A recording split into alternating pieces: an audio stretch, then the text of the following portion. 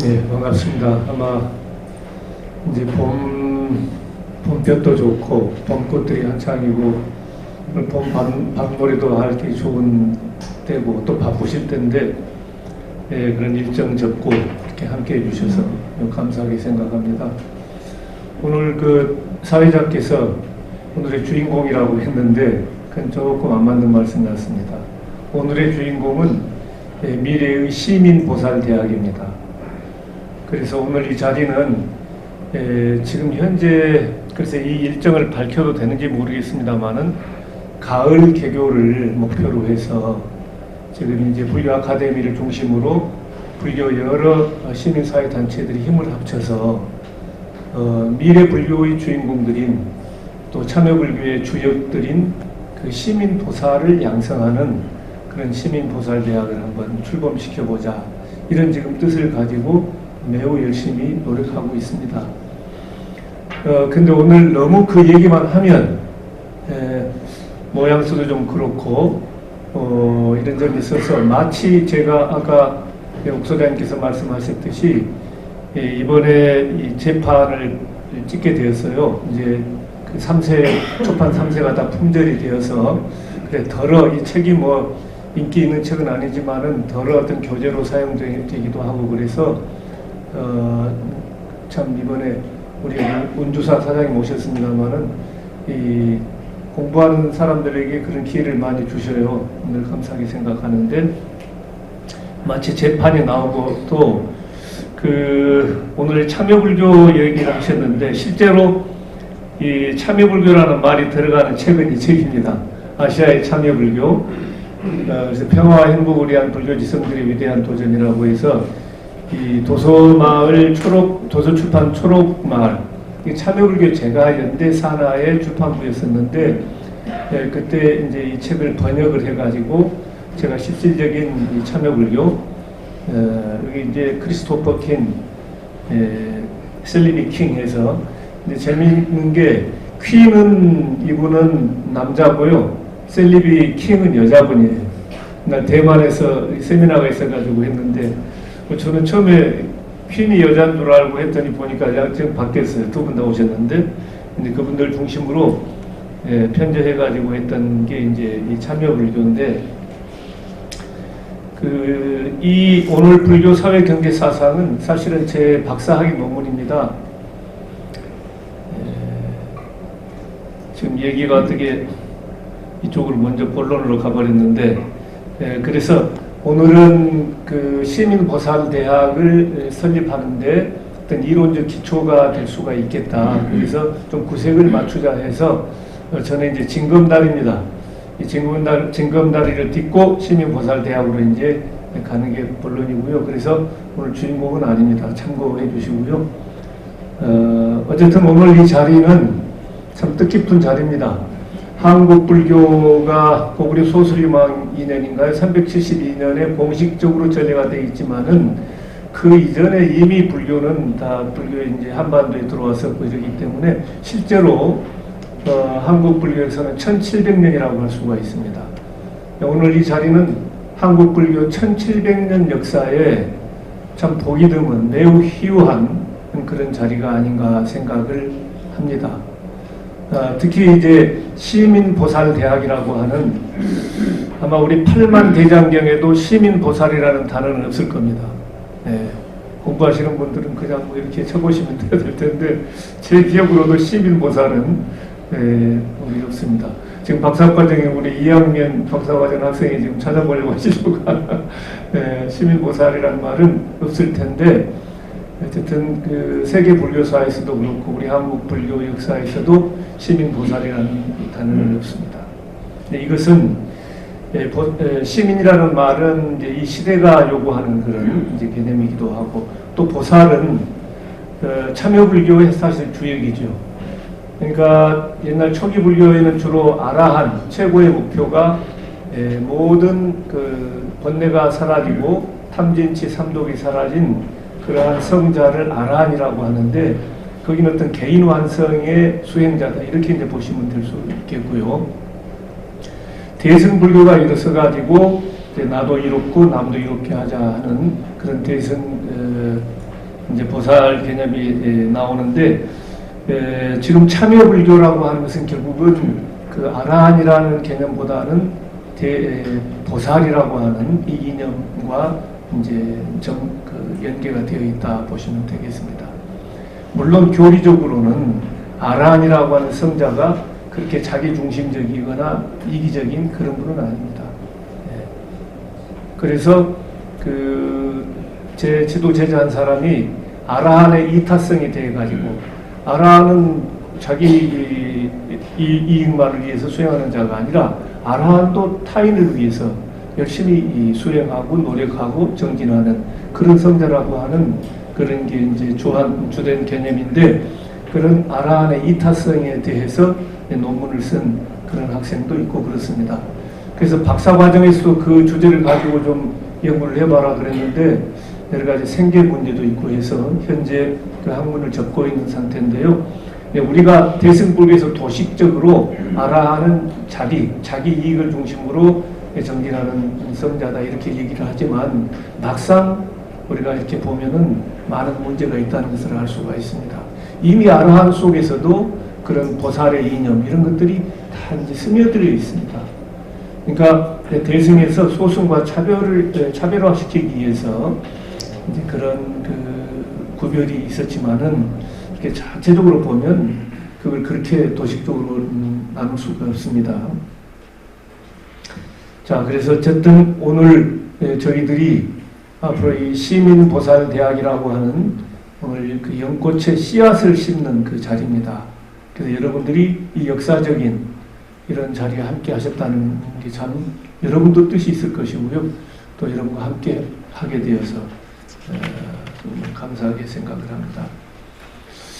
뭐 불교다 무슨 시민보살이다를 떠나서 우리 인류 역사에 또 우리 인간에게 가장 오래되고 또 가장 진부하면서도 또한 가장 참신한 그런 그 물음이라고 하는 것이 저는 두 가지라고 생각을 합니다.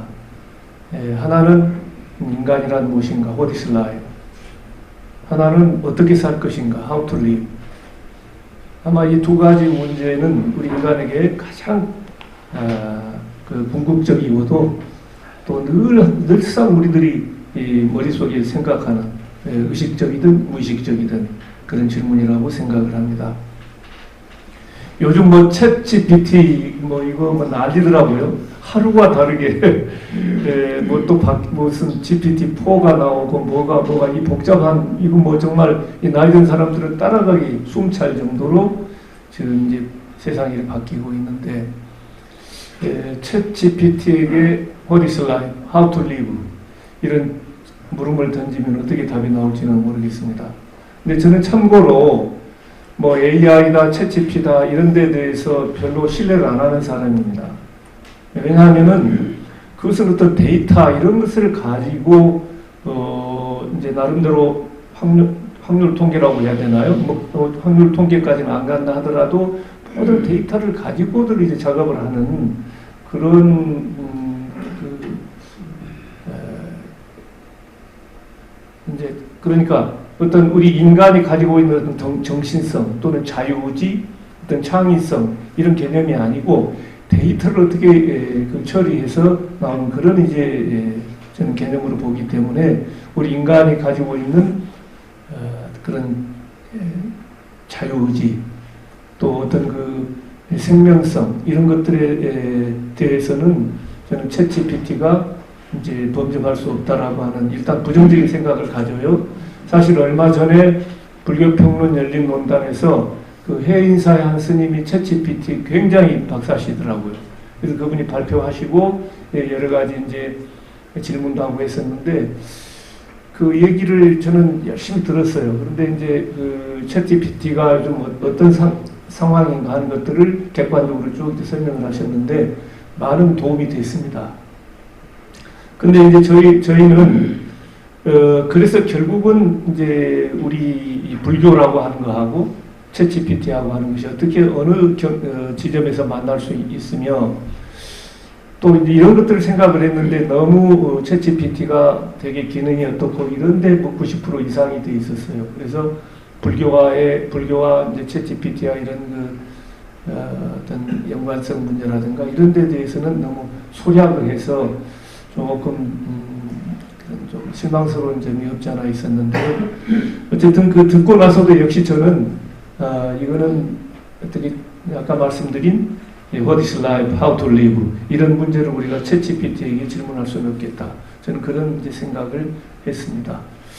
모르겠습니다. 앞으로 또 제 생각이 확 바뀔지는 모르겠는데, 어쨌든 요즘 세상은 정말로 하루가 다르게 이렇게 변해가는 그런 우리가 지점에 살고 있습니다. 그래서 저는 이 What is life, how to live라고 하는 문제를 저를 비롯해서 대부분 여러분들이 아마 불교, 부처님의 가르침을 통해서 이 문제를 좀 풀어보자. 또는 붓다의 가르침이 되지만은 우리 스스로에 내재되어 있는 어떤 불성의 울림, 또는 어떤 불성의 발현, 이런 걸 통해서 결국은 저는 인간이란 무엇인가, 인생이란 무엇인가, 또 어떻게 살 것인가, 이러한 물음에 답할 수 있다고 생각을 합니다. 물론 우리가 보니까 손원영 목사님도 계시는데, 손원영 목사님은 부처님의 가르침을 통해서 이 문제를 해답하시기보다는 성경의 말씀을 가지고 하실 겁니다. 근데 이제 워낙에 여러 종교를 다 통합적으로 그렇게 하시기 때문에 뭐 배타적으로 그렇게 하시지는 않을 걸로 봅니다만은, 어쨌든 이 자리는 대부분이 이 불교를 붓다의 가르침을 통해서 인간의 근원적인 그 인간의 이제 문제에 그 답을 찾고자 한다. 자, 그러면 이제 결국은 불교를 통해서 이 문제를 우리가 풀어가야 되는데, 불교란 무엇인가, 이 문제가 또 나오기 마련이죠.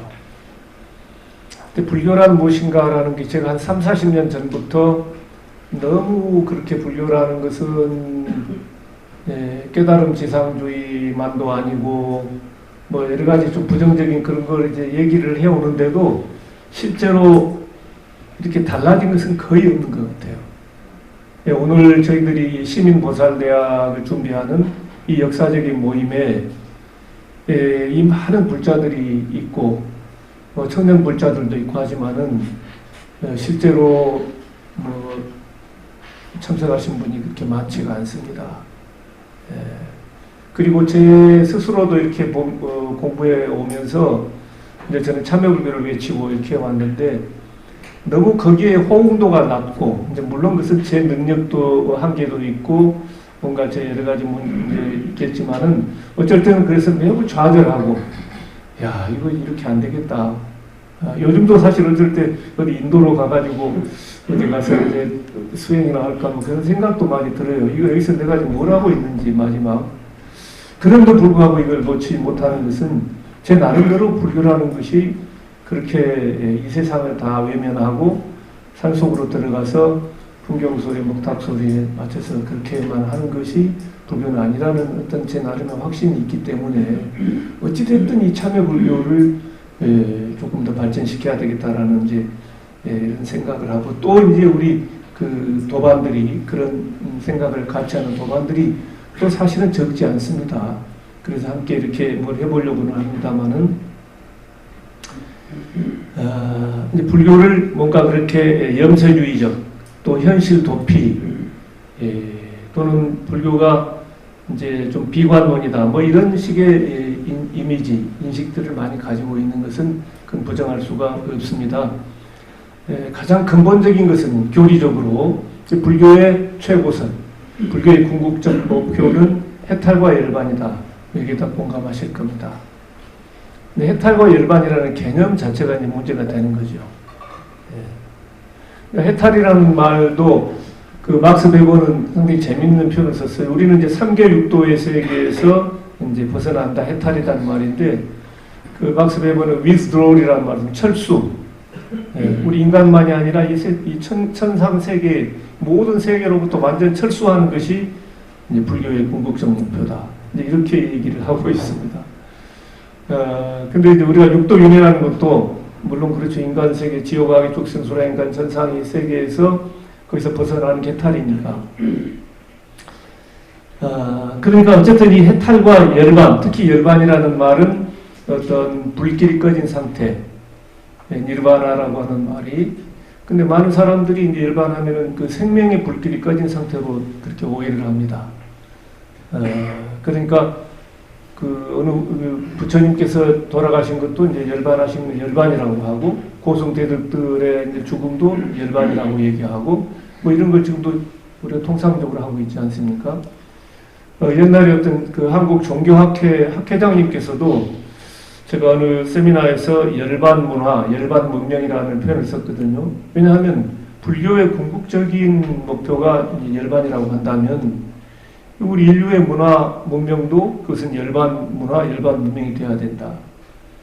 그런 얘기를 하고, 열반의 개념이 뭐다 하는 것을 혹시라도 오해가 있을까 봐서 이제 한마디로 죽음이 열반이 아니다, 이 얘기를 제가 강조를 했는데, 그때 졸으셨는지 어찌셨는지는 모르지만은 그 종교학회 회장님이 질문 시간에 아무래도 열반 문명, 열반 문화라는 말이 이상하다, 이건 죽음 문명, 죽음 문화라는 이미지가 자꾸 강하다, 이 얘기를 하시더라고요. 그러니까 그럴 정도로 열반이라는 말은 지금 죽음이라고 이렇게 하는 그런 생각들을 가지고 있습니다. 그런데 대승 불교에서는 말할 것도 없고, 이미 그 초기 경전에서도요, 열반을 그렇게 보지 않습니다. 참고로 불길이 꺼진 상태라는 말은 생명의 불길이 꺼진 상태는 아니에요. 그건 탐진치, 삼독의 불길이 꺼진 거, 또 번뇌의 불길, 괴로움의 불길이 꺼진 상태입니다. 그러니까 여러분이 잘 아시는 고지멸도 사성제에서도 멸제라는 것은 고멸제예요. 멸은 바로 열반인데 기본 개념이 고의 소멸입니다. 여러분 지금 고통도 없고 편안하면 지금 열반 상태예요. 꼭 죽어야 열반이다. 이거는 굉장히 잘못된 관념이라고 이제 보여집니다. 그래서 저는 이제 그 열반이라는 것은 삶의 완전 연소다, 그렇게 정의한 지가 몇십 년 됐습니다. 우리 여기 저 행불선원에 이 건물에 계시는 오로스님께서도 한 20년 전부터 열반을 이 완전 연소라고 이제 정의를 하시는 건데, 어쨌든 아마 시점은 제가 더 먼저일 겁니다. 적어도 10년은. 뭐 그것은 누구라도 그렇게 정의할 수가 있어요. 그러니까 저는 기본적으로 우리가 세상 살아가면서 번뇌다, 괴로움이다, 이건 결국 불완전 요소라고 할 수가 있죠. 그러니까 번뇌가 사라지고 모든 고통이 사라지면 완전 요소가 된다, 이렇게 이제 보시면 되고, 어쨌든 가장 기본적인 열반의 개념은 괴로움의 소멸이다, 이렇게 이해를 저는 하고 있고, 뭐 지금도 그 이해가 확실히 분명하다라고 저는 믿고 있습니다. 근데 이제 아까 잠깐 드렸습니다만, 초기 불교에서 열반의 죽음이 아니라고 하는 가장 그 적극적인 정의가 나옵니다. 부처님이 뭐라고 하시냐면은, 이 5분 법신이 갖추어졌을 때 열반이 성취된다, 그런 얘기를 했어요. 5분 법신이라는 말은 이제 개, 정, 해, 해탈, 해탈직연, 여기 이제 개신, 정신, 해신, 해탈신, 해탈직연신, 여기 5분 법신이거든요. 이거는 이제 참고로 우리가 불교에서 인간은 오원으로 5가지 요소로 이루어졌다. 그래서 물질적인 육체로서가 이제 세곤이 되는 것이고, 수상행식이 정신이 되는 건데, 그 계신, 육체라고 하는 것이 전환되면은 그게 이제 계신이 됩니다. 세곤이. 그 다음에 수가 정신입니다. 선정할 때 정신이 되는 거죠. 그 다음에 생각상, 상이 개정해 지해한 해신이 됩니다. 그 다음에 색수상 행식이 이게 이제 해탈신이 되는 거예요. 그 다음에 색수상 행식 시고는 이게 전환이 되어서 해탈직연신이 됩니다. 여기 우리 스님 계십니다만은, 그래서 5분 향내 우리가 예불을 모실 때 가장 그 5분 법신에 대한 이제 다 기도를 하지요. 개양, 정양, 해양, 해탈양, 이제 향불을 켜고, 이제 그게 바로 우리가 5가지 그 쌓임, 5가지 요소로 이루어졌는데, 이것을 그대로 가는 것이 아니라 이제 승화시키고 정화시키고 전환시켜서 이제 5분 법신이 되는 거예요. 그러니까 똑같은 우리가 겉으로 봤더니 몸뚱어리를 가지고 있고 다 정신작용을 하고 있고 이렇게 돼 있지만은 내용적으로 질적으로 보면 이제 성자와 우리 중생의 입장은 굉장히 다르다고 봐야 되죠. 성자들은 이 5분 법신이라고 이제 봐야 됩니다. 우리는 그냥 그대로 색수상 행식, 오온이 일시적으로 화합되어 있는 그 상태로서 이제 우리가 되는 것이고, 그러니까 이 굉장히 중요한 건데, 이 5분 법신을 우리가 성취했을 때, 다 갖추었을 때 비로소 열반이 성취된다. 이 말씀이 중화명에 분명하게 나오고 있습니다. 근데 이러한 열반을 더더욱이 니카야라든가 초기경전에 보면은 이 열반이란 말을 디타담마 니빠나, 디타담마라는 것은 디타는 이제 사실 디스는 현재 현법 열반이란 말도 되고 사실은 현재 열반도 되고, 현법이란 말이 이제 법이란 말은 여기서는 시간 개념인데 조금 넓게 보면 현생 열반이 되고요, 또 좁게 보면 현재 열반이 됩니다. 이런 그 단어 이제 용어들이 분명하게 경전에 나오고 있습니다. 디타다마 니빠나. 그리고 전체적인 불교 이렇게 내용들을 보면 우리가 죽어서 물론 무여열반, 유여열반 해가지고 우리 몸뚱아리도 없이 남음이 없이 완전한 열반이다. 그래서 무여열반 이렇게 얘기를 하는데 그게 가장 이상적인 것 같으면 그렇지 않습니다. 예. 그러니까 유여열반 나머지가 있는 우리가 아직 죽지 않고 살아 있으면서 하는 이제 이 열반 성취된 열반이 유여열반인데 이 유여열반이 바로 디타담마 니빠나입니다.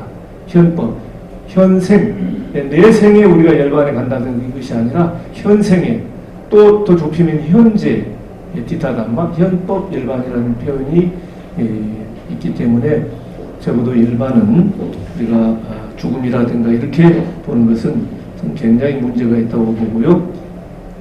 그래서 저는 일단 이 불교라는 것은 우리의 이 삶을 통해서 그 진정한 의미와 가치가 구현돼야 되는 그런 것이 이제 불교다.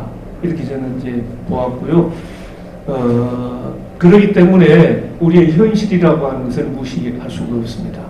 많은 사람들은 불교라는 게 다 이제 현실을 부정하고, 특히 스님들이 이 출가 생활, 삭발 영위에서 출가 수도의 길을 가기 때문에 그게 이제 불교라고 생각하는 경우가 많이 있습니다.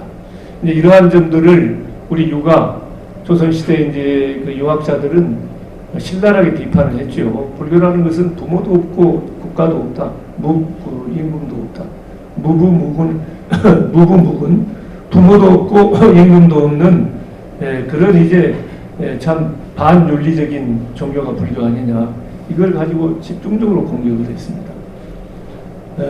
여기서 뭐 출가수도라고 하는 것을 제가 또 얘기하면서 너무 이제 길어지기 때문에, 근데 그것은 불교의 반만을 본 겁니다. 왜냐하면은 부처님 당시도 보면은요, 그 출가자들은 생산활동이라든가 노동 이런 거 안 합니다. 경제활동을 일절 안 하게 돼 있어요. 그 인도의 문화 전통에서. 그러니까 밥 먹는 것도 탁발을 해가지고, 부처님은 7집을 돌아다니면서 탁발을 해서 이제 이렇게 생활하셨다 그러죠. 그러니까 적어도 그 당시 출가라고 하는 것은요, 제가자, 불교로 좀 좁혀서 말하면은 제가불자를 떠나서 출가자가 존재할 수가 없습니다. 제가자들이 땀 흘려서 농사 짓고 여러 가지 이렇게 재물을 창출하고 이렇게 하는 걸 통해서 그것을 어느 정도 이제 도움을 받는 거죠. 물론 출가자들은 열심히 수행하면서 마음의 양식이라고 할까요?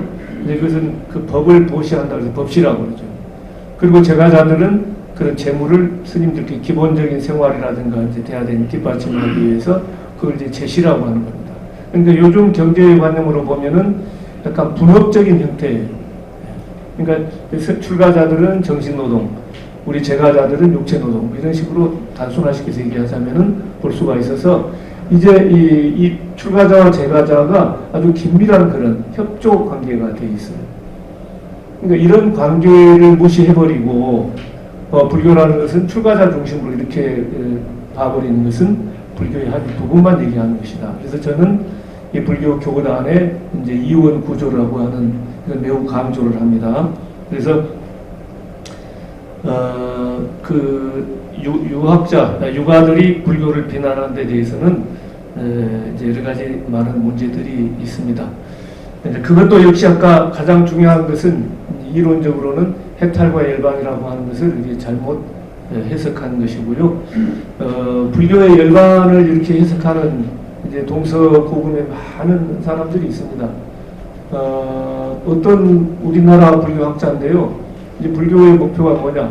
심지어는 자기를 해체하고 이 세계를 진멸시키는 거다. 아까 이제 막스 베버식으로 보자면은 이 세계에서 완전히 철수하는 것이다. 이 말은 뭐냐면 이 세계 자체를 아예 다 부정하고 진멸시키는 없애버린다는 얘기. 세계 자체가 이 세계가 고통의 이게 이제 수렁인데 세계를 놔둬서는 안 된다. 이렇게 볼 수가 있는 거죠. 그러니까 어쨌든 표현이 이 자아 해체, 나를 완전히 없애버리는 거예요. 불교 목표라는 게. 그리고 세상도 다 없애버리는 거예요. 세계의 지멸. 이렇게까지 극단적인 주장을 하는 불교학자도 사실은 있었습니다. 최근에 뭐 어떻게 생각이 바뀌셨는지는 모르겠습니다만, 불교를 그렇게까지 이제 보는 분들도 있어서 참으로 안타깝기 그지였고요. 얘기들이 뭐 제안이 하다 보니까 제가 독토크를 내 생애 70생에 처음 해보는 거라서 뭐가 좀 늦게 중구난방인데 좀 줄여야 될 것 같습니다. 어쨌든 저는 이 열반이라는 개념이 가장 중요하다. 이것에 대해서 우리 삶을 떠나 있는 어떤 그런 개념으로 보는 것은 이제 잘못이다. 저는 그렇게 봤고요. 그러니까 이제 우리 삶을 완전 연소하는 그런 이제 상태, 이것이 열반이기 때문에 이제 그 현법 열반의 개념으로 우리가 봐야 되고 그것이 불교의 진정한 존재이고 목표다 하는 말씀을 드리는 겁니다. 참고로 이 불교 사회경제사상이 이제 책이 이렇게 나오게 된 배경에 대해서 제가 잠깐만 말씀드리면요. 저는 이제 그 중고등학교 때 제 가까이 계신 형님 두 분, 아버님 2년 동안에 3분이 돌아가셨어요. 그래서 저는 너무나 세상에 공허하고 허무하고 그래서 도대체 살 그런 의욕이 없었어요. 그래서 고등학교 때부터 불교학생이 다니면서 어쨌든 이 생사해탈을 해야 된다. 생사일대사 문제가 저에게는 다른 어떤 문제보다도 살고 죽는 죽음의 문제가 저에게는 가장 큰 문제였습니다. 그래서 이제 불교 저도 이제 전기 동국대가 그때는 이제 후기였는데요. 전기 대학을 안 가고 후기로 바로 왔었습니다. 그래서 불교 학과를 이제 들어와서 공부를 했는데 대학 3학년쯤 됐을 것 같아요. 1975년쯤 되는 것 같은데 그 동아일보 광고 사태가 있었습니다. 그러니까 그때 동아일보가 이제 조금 비판적으로 나오고 하니까 광고를 다 끊어버린 거예요. 그래서 지방 각지에서 어디 어부의 아들, 농부의 아들 몇만 원씩 막 해가지고 그 당시 그 동아일보 보면은 그렇게 해서 광고를 채워드렸습니다. 그러니까 저희들은 저는 운동권일 수도 없지요. 왜냐하면 저는 생사해탈이 잔학계가 생사해탈인데 근데 이거는 너무 저에게는 충격적인 일이었고 적어도 우리가 어렸을 때부터 배워온 언론의 자유라고 하는 것은 민주주의의 가장 기본 이제 바탕인데 이게 광고를 끊는다는 것은 말이 안 된다. 이게 이제 화가 나가지고 어쨌든 이제 그런 일이 있었어요. 현실에 좀 관심을 갖게 된 그런 충격적인 일이 하나 있었고 그 다음에 두 번째는 제가 대학 4학년 때 여러분 책에도 맨 앞에 보면은 그 라빈드라나트 타고르의 기탄자지 제가 시를 인용을 한번 해봤었습니다. 근데 그 대학 4학년 때 이제 마지막 부분 그 읽으면서 어쨌든 이 시가 저에게는 굉장히 감동적이었어요.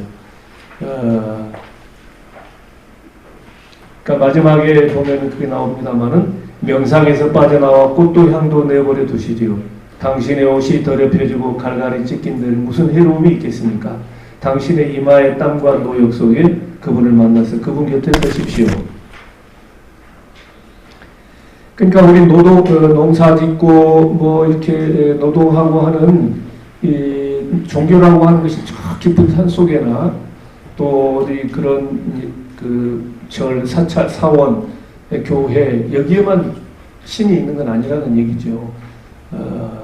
석수쟁이가 돌 깨고 땀 흘리고 이 현실 속에 사실은 하나님 신은 우리 부처님은 거기에 있는 것이다.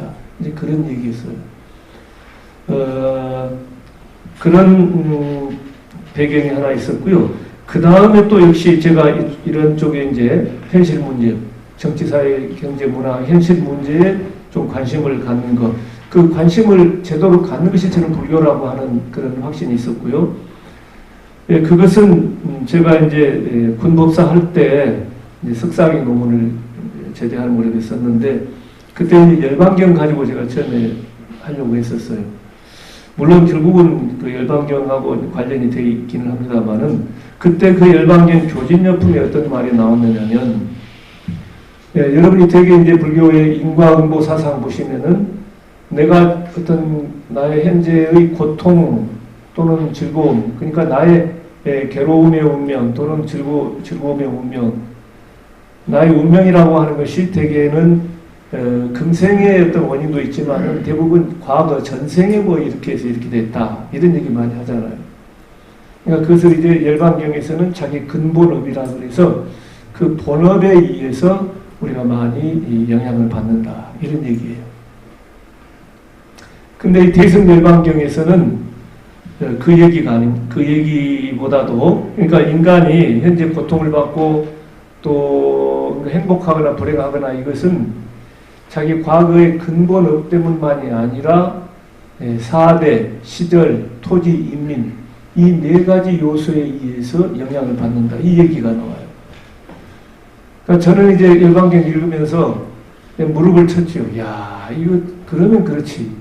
그러니까 우리가 모든 것을 다 과거 전생의 업으로만 이렇게 보는 것은 굉장히 문제가 있는 것이고, 이제 제가 보았던 것은 그 4대 시절 토지 인민이라고 하는 것은 여러분도 벌써 아시다시피 시절이라는 것은 역사입니다. 인민이라는 것은 사회예요. 우리가 북한에서 이민을 많이 쓰니까 그런데 불교 경전에는 사람의 인자, 백성민자, 인민이라는 용어가 굉장히 많이 나옵니다. 그러니까 역사, 사회 또는 아까 4대 토지 이것은 자연환경이라고 볼 수가 있죠. 그러니까 우리 인간이 행복하고 불행하다는 것은 내 개인적인 어떤 선업, 악업의 그런 과보만이 아니라 현재 우리가 살아가는 이 현재의 자연환경이나 사회환경에 영향을 받는다 이거예요. 그러면 그 얘기를 뒤집어서 본다면 그러면 내가 행복해지기 위해서는 이런 자연환경에 대해서 나름대로 지혜롭게 대처를 해야 되고 또 사회환경이라는 말은 요즘 말로 하면은 여러 가지 시스템, 법, 제도 이런 것을 제도로 만들어야 된다. 이런 얘기거든요. 그러니까 우리 인간의 운명을 결정하는 것은 자기 개인적인 선업이나 악업만이 아니라는 거예요. 그러니까 개인적으로 물론 선하게 살아야 되고 악행을 해서는 안 되겠죠. 그렇지만은 이 사회 요즘 말로 하면은 자연환경, 요즘 뭐 기후위기 엄청난 지금 문제죠. 이런 사회 시스템이 제대로 구조적인 게 제대로 갖추어지지 않으면은 우리가 제대로 살 수 없다. 아마 우리 불교 시민사회 단체만이 아니라 뭐 이웃 종교의 시민사회 단체 또 많은 일반 많은 시민사회 단체도 바로 그런 어떤 구조적인 문제, 시스템의 문제, 법과 제도의 허점이라든가 이런 것 때문에 많은 우리 이 대중들이 많은 서민들이 고통을 받고 하기 때문에 그걸 어떻게 우리가 이제 해결해 갈 것인가 이런 걸 정말 열심히 노력들 하지 않겠습니까? 우리도 이제 마찬가지예요. NGO 많은 이런 것들이. 그러니까 이 오늘날 이 모든 그 사회 제도가 제대로 작동한다면 뭐 그걸 우리가 이럴 이유가 어디 있겠습니까? 근데 분명히 그것은 의도적으로 잘못되어 있는 것도 있고 많은 허점이 있기 때문에 이것을 어찌됐든 우리가 개선해 가야 되고 저는 그렇기 때문에 이제 이 그 열반경 교진여품의 그 말씀에 저는 굉장히 이제 바로 이러면 그러면 그렇지 이런 이제 생각을 해가지고 특히 이런 현실 문제 아마 불교에서 뭐 경제사상 하면 다들 지금도 불교에 뭐 그런 게 있어? 법정 스님도 무소유 얘기했는데 소유하지 않으면 됐지 뭘 경제가 또 따로 해서 이렇게 얘기들 할 겁니다. 근데 적어도 제가 알기로는 무소유라는 말은 필요 이상으로 소유하지 않는다. 이게 기본 개념을 가지고 있습니다. 아무것도 소유하지 않는다. 이거는 그 자인화교의 극단주의, 이제 거기는 불교의 오기하고 비슷합니다. 그런데 굉장히 철저하게 자인화교는 가고 있어요. 그래서 불살생이라고 해가지고 살생을 하지 말아야 되기 때문에 이 공중에는 그 미물들이 있거든요. 그러니까 그걸 이게 들어가면 이제 질식에서 죽고 하니까 독실한 돈독한 자인화교 신도들은 마스크를 합니다. 그 미생물들을 구하기 위해서. 또 불교의 불음주라고 술 먹지 말라고 하는 이 계율 조항 대신에 무소유가 있어요. 소유하지 말아라. 그러니까 자인화교 성자들은 지금도 실오라기 하나 걸치지 않고 이렇게 발가벗은 채로 지금도 이제 걸어다니기도 하고 이게 이제 바로 거기서 나오거든요. 그러니까 무소유를 그렇게 실오라기 하나도 걸치지 않고 지금 이렇게 실제로 그것을 실천하는 그런 종교 집단도 있기는 있습니다. 근데 제가 알기로 불교의 무소유라는 것은 그건 아닙니다. 그러니까 이제 출가자도 제가자도 마찬가지예요. 필요한 이상으로 이제 이렇게 소유하는 것은 이제 불교에서 소욕지족 얘기하는데 욕심을 적게 하라는데 이제 이런 가르침에 어긋난다고 볼 수가 있죠. 그러나 불교에서는 제가 불자들은 열심히 일을 해서 돈을 벌고 심지어는 좀 여유가 있는 사람들은 돈을 빌려줘가지고요 적절한 이자를 받아서 그 부를 늘려가라 이렇게 돼 있어요. 물론 자기가 정당하게 번 돈이라 하더라도 바르게 쓰기까지 해야 된다라고 하는 이런 이제 원칙이 있습니다. 그래서 저는 이 불교 경제 사상에서 크게 세 가지 원리를 말씀을 결론을 도출을 했는데 하나는 그러니까 출가자는 이제 좀 별개예요. 그러나 제가 불자들은 경제 문제에 관심을 가져야 된다는 거예요. 돈 버는 데 관심을 가져라. 첫 번째. 두 번째, 근데 그 수단 방법이 옳지 않으면 안 된다. 그러니까 올바른 방법으로 돈을 벌어라. 이게 두 번째 원칙입니다. 세 번째, 그렇게 벌었다 하더라도 쓸 때는 바르게 쓰기까지 해야 된다. 이게 이제 좀 어려운 문제죠. 그러니까 불교로 보면은 도시도 해야 되고 자비도 실천해야 되고 이제 이렇게 돼 있는데 어쨌든 기본적인 게 세 가지입니다. 돈을 안 버는 게 불교다 이거 아닙니다. 열심히 심지어는 아까 부처님도 그 말씀하셨어요. 적절한 이자를 받고 돈을 빌려줘가지고 이제 불교에서는 그 사분법이라고 그럽니다만은 그 중에 하나가 바로 돈을 빌려줘서 이자 수입도 이렇게 해나가라는 거예요. 근데 그렇게 돈 벌어서 자기 멋대로 쓰느냐 그건 또 아니에요. 그걸 바르게 써야 된다라고 하는 이제 그런 개념이 있습니다. 시간이 뭐 벌써 줄이야 다 되는데 이거 자 하여튼 그렇고요. 그 다음에 이제 이 책에서 한 가지만 말씀드리고 또 여러분도 질문 시간이 있으니까 여기서 특별히 말씀드리고 싶은 것은 공업이라는 개념을 제가 여기서 이제 조금 더 해석을 하고 좀 강조를 했는데요. 보통 이제 불교에서 인과응보라고 하는 것은 자기 개인이 뭐 좋은 일을 했다, 선업을 쌓았다. 그러면 내가 성과를 받는다. 내가 악업을 지었다. 그러면은 이제 악과를 받는다. 선인 낙과 또는 악인 고과, 괴로움의 과거를 받는다. 그렇게도 이제 말을 합니다. 그런데 그러면 업이라는 게 개인적인 차원의 업만 있느냐? 이거 이제 우리는 불공업, 공통되지 않는 개별적인, 그래서 별업이라고도 하고 불공업이라고도 합니다. 공유하지 않는 자기만의 업이 이제 불공업, 별업인데 이 공업이라는 말이 나와요. 근데 어떤 분은 보니까 뭐 공업이란 말이 초기 경전에는 안 나온다 이런 얘기도 하고 그렇게 되는데 팔만대장경에 여기 우리 이동 교수님 계십니다만 8만 대장경에 보면은 이 공업이란 말이 엄청나게 많이 나와요. 10,000개 이상 나올 겁니다. 그러니까 업이라는 게 함께 짓는 그런 까르마 공업이에요. 그러니까 shared 까르마, collective 까르마는 이제 그 얘기를 하는데 함께 짓는 업이라는 거죠. 그래서 요점이 뭐냐? 불교에서는 이제 이 세상을 의보 정보라 그래가지고요. 이 중생들, 여러분들 지금 뭐 다 다르잖아요. 생김새도 다르고 뭐 여러 가지 이제 운명도 다르고 하는데 그것은 이제 중생세간이라고 합니다. 이 중생세간. 그 다음에 중생들이 의지하고 있는 이 세계, 이걸 이제 그릇이라고 중생들을 담고 있다. 그래서 그릇 기자를 써서 기세간이라고 합니다. 네. 중생세간, 유정세간 또는 기세간 하는데 이 중생들을 발을 점자 써서 전보라 그래요. 그리고 이 자연 환경은 이제 의지하는 의보라고 이렇게 얘기를 합니다. 그런데 이 개개인의 지금 중생들의 이 운명은 그런 불공업에 의해서 개별적인 업에 의해서 그렇게 다 이제 차별이 되는 거예요. 그런데 우리 중생들이 지금 의지하고 있는 우리 예를 들어서 지구라고 칩시다. 근데 지구라고 하는 이 환경은 우리 모든 중생들이 공통으로 지은 업력으로 그 업의 힘으로 이렇게 그 결과를 받고 있다. 이 말씀이에요.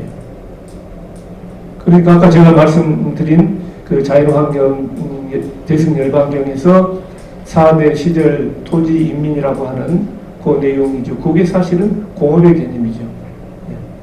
그런 공업이라고 하는 것이 우리 공동의 업이 자연환경, 사회환경을 규정한다.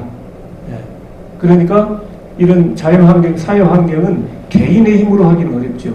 우리가 함께 공동으로 해나가야 된다. 이런 얘기예요. 그래서 오늘날로 말하면 그런 불교 시민사회운동이라든가 이런 게 필요하게 되는 거죠. 저는 그래서 그런 이제 참여불교라는 것이 물론 꼭 시민사회운동만이 참여불교는 아닙니다. 불교 자체가 그 대승불교에서 말하는 것처럼 불국 정토를 건설하고 이 세상을 가장 바람직하고 이상적인 세상을 만드는 것이 이제 불교의 또한 목표이기도 하기 때문에 근데 많은 사람들은 개인적인 깨달음, 개인적인 그 자기 완성 여기에 많이 머물러 버리는 경우가 많아요. 근데 개인은 개인 일수만도 없고 이 전체 사회와 엄청나게 우리가 상상 이상으로 그런 깊은 관련 속에 살아가고 있습니다. 오늘 시간이 없어서 그 말씀까지는 이제 못 드리겠는데요.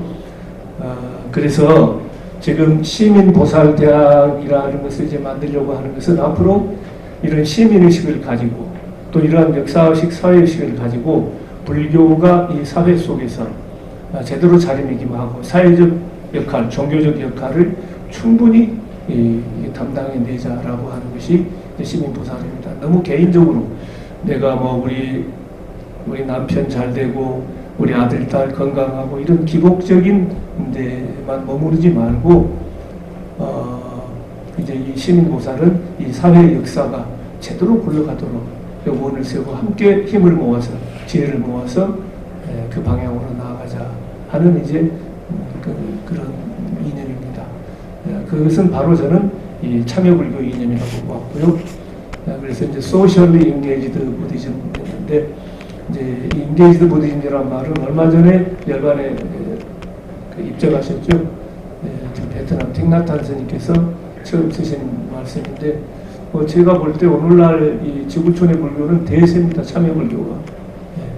그만 이제는 뭐 불교가 기복불교다.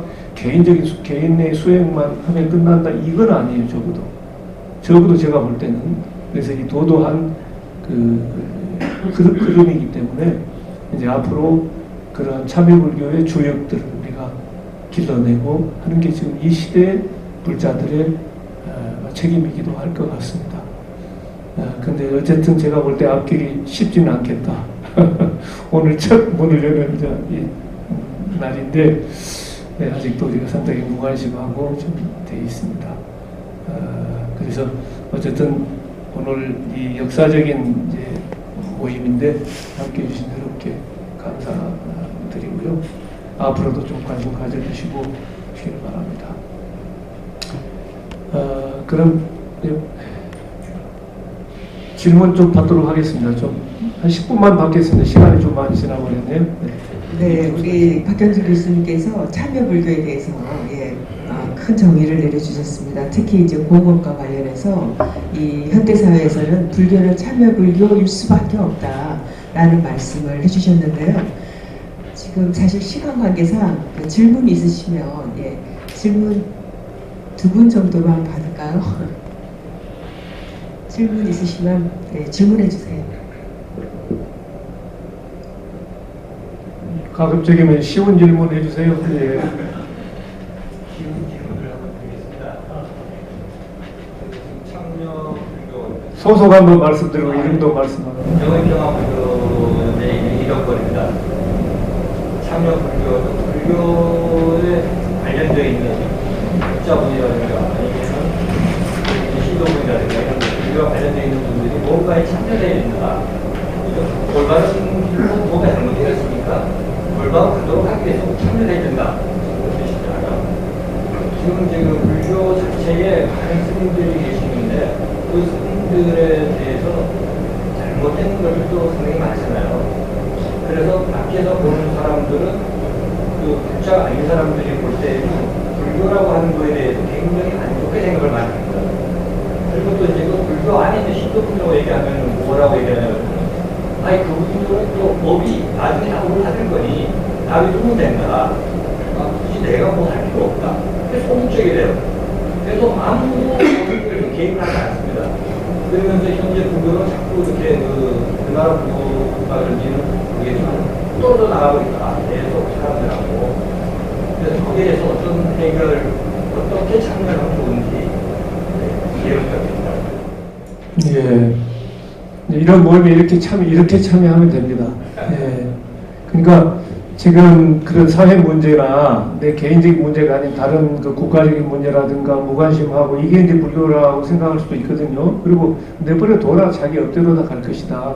그런데 이제 한 가지만 제가 예를 들겠습니다.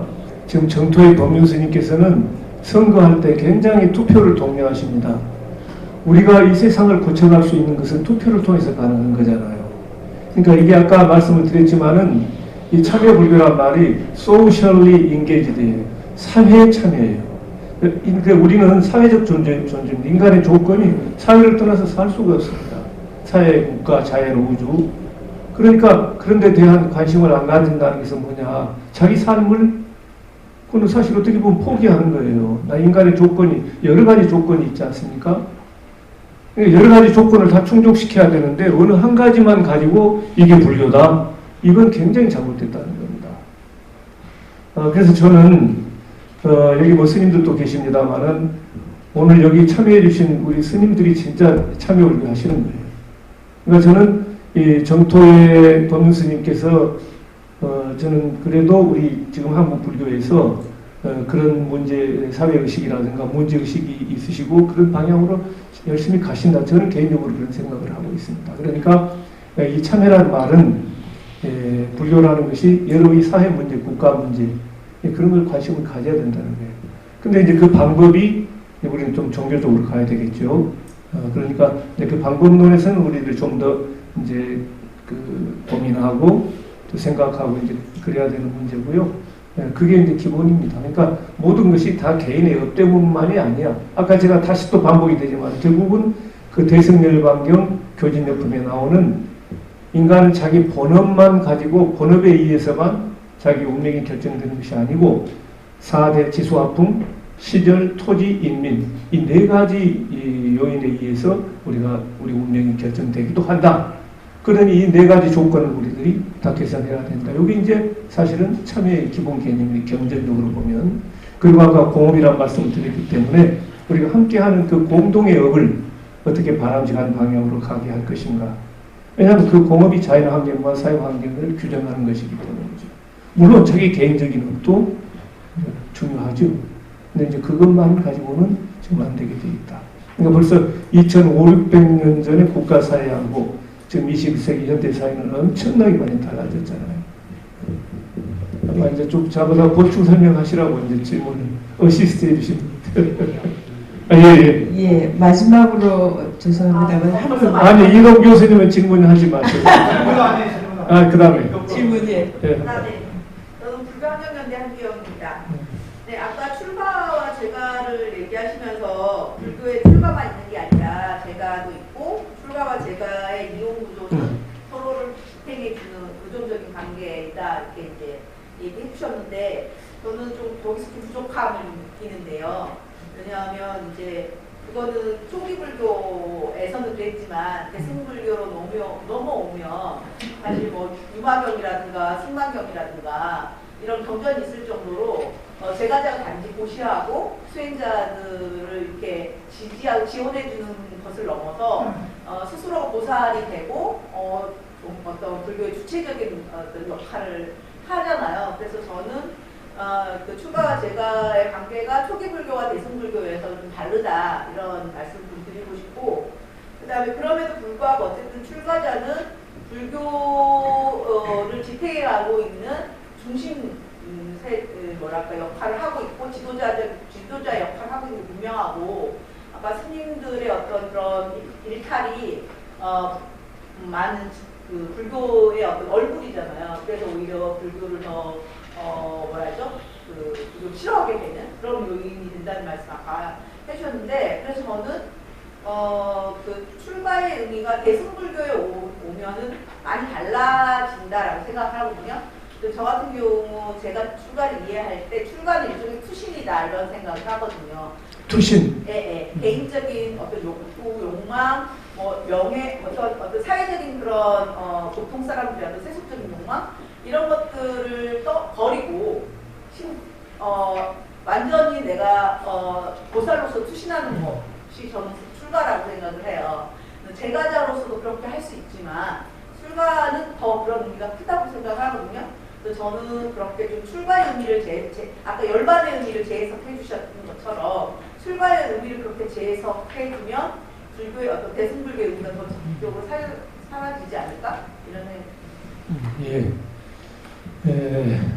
역시 우리 한주영 총장님 너무 어려운 질문을 해주셨는데 위반입니다. 쉬운 질문하라고 그랬는데 아까 물론 제가 이제 출가 제가라고 하는 이원 구조를 말씀드린 것은 말씀 잘 하셨어요. 초기 교단을 이제 중심으로 보았을 때 이렇게 되는 거고 그런데 저는 오늘날까지도 이제 이 출가 교단들이 있지 않습니까? 물론 이제 미국이라든가 서구 사회에서 이제 출가 교단이라고 하는 것은 상당히 어설퍼요. 우리가 이제 전통적으로 스님들 이 교단 개념으로 보면은 어설퍼서 지금도 뭐 이제 운전도 하고 자기 직을 가지고 이제 스님도 하고 이제 그 미국 같은 데도 보면은 그렇게 가지고 이제 여러 사람들이 또 모여서 수행하고 이런 형태거든요. 우리의 전통적인 장엄하고한 이런 어떤 교단 개념은 사실 없지요. 그러니까 이제 이 시대에 출가라고 하는 개념을 어떻게 정의하느냐 하는 것은 또 다른 숙제 같기도 합니다.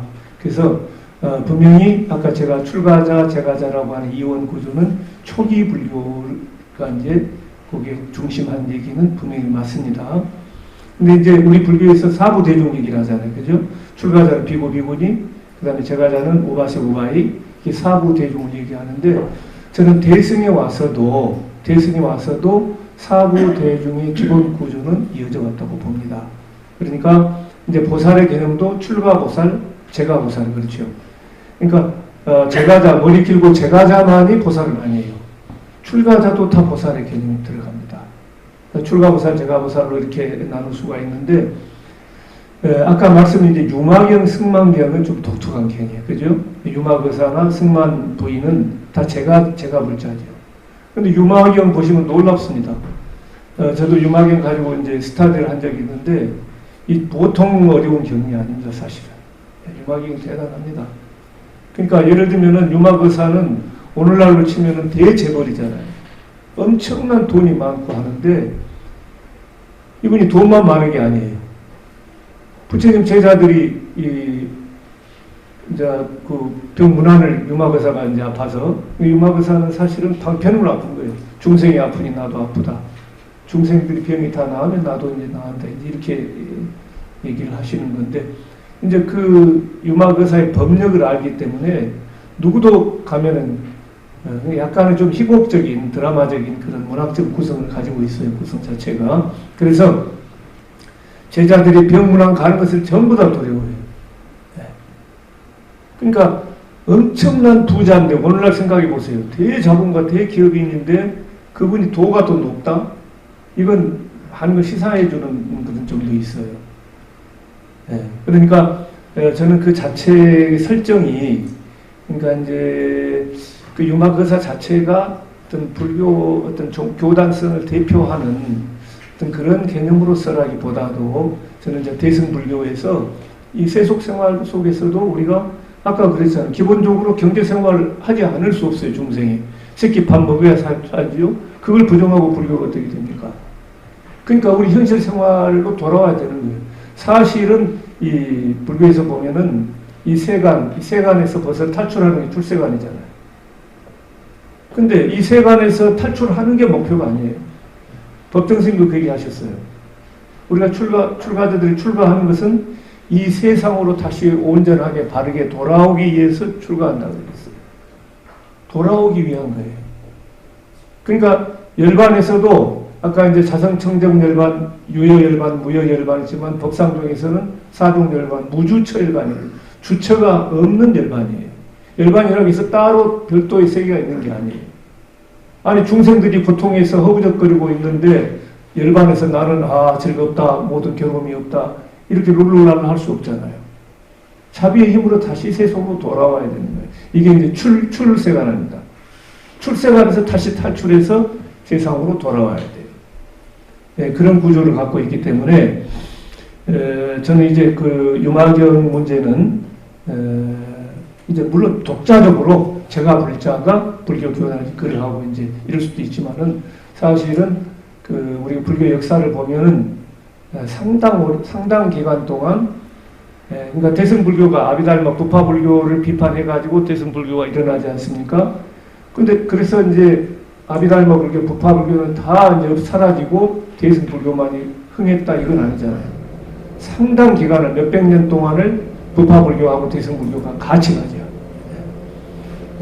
그래서 대승불교는 사실은 근데 교단의 이런 것들이 조금 어떤 그 밀도가 약하고 해가지고 그 대승불교가 나중에 또 이제 이렇게 붕괴됐다 뭐 여러 가지 요인이 있지만은 그렇게 얘기도 합니다만은 일단 유마거사나 이제 승관 부인을 가지고 이제 그러기 때문에 제가자 중심의 불교 교단 요거를 우리가 좀 해석을 좀 해봐야 된다 이 말씀이신데 그거를 이제 조금 나중에 더 연구를 해봐야 될 것 같습니다. 이런저런 교단적인 문제가 있기 때문에 어찌됐든 대승불교에서도 출가보살, 제가보살들이 함께 이렇게 어떤 것이 기본 구조이기 때문에 대승불교라고 해서 제가자가 중심으로 돼가지고 이렇게 이끌어왔다라고 하는 데 대해서는 좀 더 역사적인 고증이라든가 좀 연구가 필요할 것 같습니다. 제 얘기는 그게 아니었고요. 여전히 지금도 출가자가 중요하다는 말씀을 드린 거고요. 그래서 출가에 대한 재해석이 아까 열반에 대한 재해석을 해주신 것처럼 출가에 대해서 아까 다시 돌아오기 위한 출가라고 얘기해 주시면 그런 것도 알겠습니다. 네, 제가 아까 지금 뭐 하다 보니까 지금 시간에 쫓겨가지고 그래서 원래 출가를 크게 네 가지로 나눕니다. 그러니까 이제 심 출가, 마음도 출가, 몸도 출가하는 이제 가장 이상적이죠. 두 번째는 이제 심 출가, 심 불출가. 몸은 출가를 했는데 마음은 출가를 하지 않아요. 그 다음에 이제 마음은 출가했는데 몸 출가 제가자겠죠.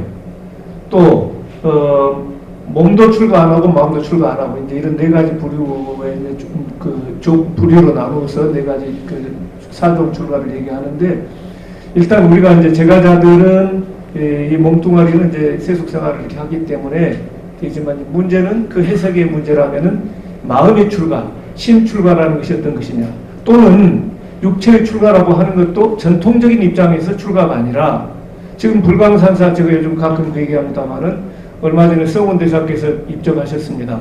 그 불광산사 그 가보면은요, 거기 이제 문화복지, 뭐 사회복지 대단한데, 나중에 일정 이게 까만 옷을 입고 스님은 아닌데, 이분들이 많아요. 특히 보살님들이 많은 것 같은데, 나중에 알아봤더니, 자기가 마지막에 세상 사회활동 다 하고 마지막에는 자기 재산 전부 다 절에 바쳐서 내가 아프거나 죽거나 하면 그걸 전부 다 책임져 주는 거예요. 그러면서 거기에 일사불란하게 문화복지, 사회복지, 자기 봉사하면서 수행하면서 이게 굉장히 제 이상적이었어요. 우리나라도 좀 그런 게 있으면 나도 그냥 거기 가서 하고 싶다는 생각이 드는데 지금 제가 이번에 어디 저번 강의를 하는데 한 학생이 지금 뭐 그런 구상을 하고 있어요. 그래서 근데 이제 저는 그랬죠. 불광산사가 저렇게 잘 됐던 것은 서문 대사 큰 스님이 계셔서 됐는데 우리나라는 어쩔지 모르겠다. 그 굉장히 고민해 봐야 된다. 우리 제가야들 중심으로만은 쉽지 않을 거다. 이게 종교라는 것은 정신적인 구심점이 있어야 되잖아요. 아무리 시스템이 갖추어져도 그건 곤란해요. 그러니까 제가 그 얘기를 했어요. 정토의 법륜 스님하고 한번 좀 해봐라. 믿을만하고 아마 이제 그냥 봐도 좋아하실 수 있고 그렇게 되면 여러 가지 윈윈도 될 수 있는 것이니까 굉장히 근데 좋은 아이템이다. 우리가 마지막에 사실 그렇잖아요. 스님들도 마찬가지잖아요. 병들고 죽었을 때 누가 나 뒤처리 해주지? 이거 사실 그게 있거든요.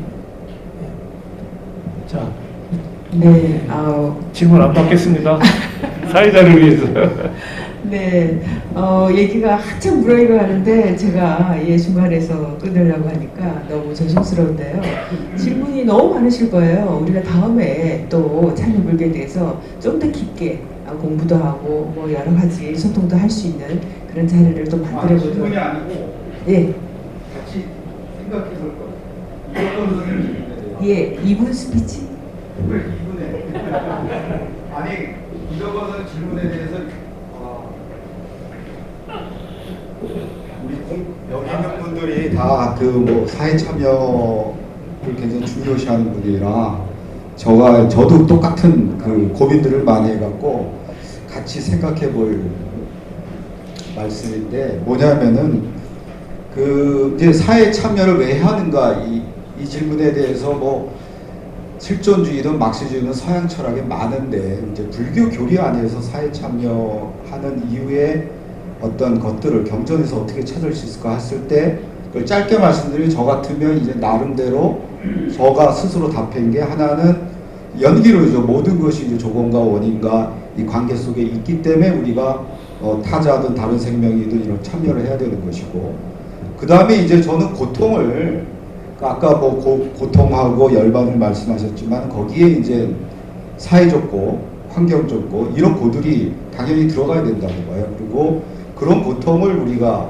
지멸을 한다 그럴 때는 당연히 지멸하는 과정에서 사회 참여를 해야 되고 그러니까 개인적 고만이 아니라 칠고만이 아니라 이런 사회적 고 환경적 고 같은 것도 지멸을 할 때 우리가 진정한 이제 열반에 이를 수 있고 그것은 사회적으로 이제 해방이라고도 말할 수가 있겠죠. 그 다음에는 세 번째는 어떤 전 진석불이라고 봐요. 그러니까 원효 이제 개념이고 뭐 불성론에도 나오는 거지만 내가 뭐 달라이 라마 이상으로 수행 정진을 해서 부처가 되었다고 하더라도 단 한 명의 중생이라도 고통 속에 있으면 나는 부처가 아니다. 그를 구제해서 그를 부처로 만드는 그 순간에 내가 부처가 된다. 그런 어떤 진속불이론. 그 다음에는 이제 또 하나가 있다면 그 유마경에 지금도 말씀 나왔지만은 중생이 아프면 나도 아프다. 보살도 아프다는 것. 그것을 이제 우리식으로 말하면 이제 공감과 자비라고 봐요. 그렇기 때문에 그 사회적으로 볼 때도 저는 공감이 없는 어떤 사회운동이나 그런 것들이 이임에 빠지고 또 왜곡되고 아니면 이데올로기나 자기 나름대로의 어떤 편견이나 아집에 빠진다고 봐요. 그렇기 때문에 사회 참여의 기본은 어떤 자기보다 약자에 대한 고통을 그 사람 고통을 내 고통만큼 아파할 때 그 동체 대비심이 일어나는 제 용어로 이제 자비로운 분노만이 저는 불교적으로 정당한 분노가 될 수 있고 정의로운 분노도 다른 쪽에서 보면 이데올로기 때문에 그것은 그 절대 불교적으로 올바른 분노가 이제 아니라고 보고 마지막은 이제 아까도 말씀하신 공업이죠. 그러니까 내 개별적 업을 다 소멸했다 하더라도 아직은 나는 공업 때문에도 이 사회에 있는 여러 가지 업장을 소멸해야 된다. 이런 식으로 저 나름대로 정리했는데 여러분들은 어떠신지 모르겠습니다. 예, 감사합니다. 보충해 주신 거고 지금 말씀 나와서 1분만 제가 드릴게요. 사실 오늘 제가 그 톨스토이 두 노인 단편이 있어요.